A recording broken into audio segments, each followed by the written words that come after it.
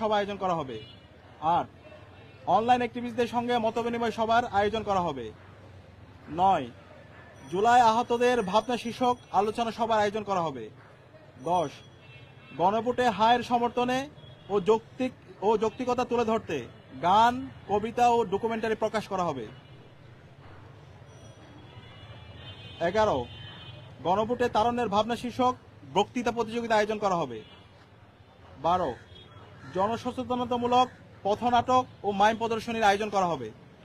১৩ ছাত্র সংগঠনসমূহের সঙ্গে ডাকসুর উদ্যোগে মতবিনিময় সভার আয়োজন করা হবে। ১৪ সামাজিক ও স্বেচ্ছাসেবী সংগঠনসমূহের সঙ্গে মতবিনিময় সভার আয়োজন করা হবে। ১৫ সারা দেশের শিক্ষা প্রতিষ্ঠানসমূহে সফর ও গণভোটের পক্ষে জনমত গঠনে শিক্ষার্থীদের ঐক্যবদ্ধ করা হবে। ডাকসুর পক্ষ থেকে বাংলাদেশ জামাত ইসলামী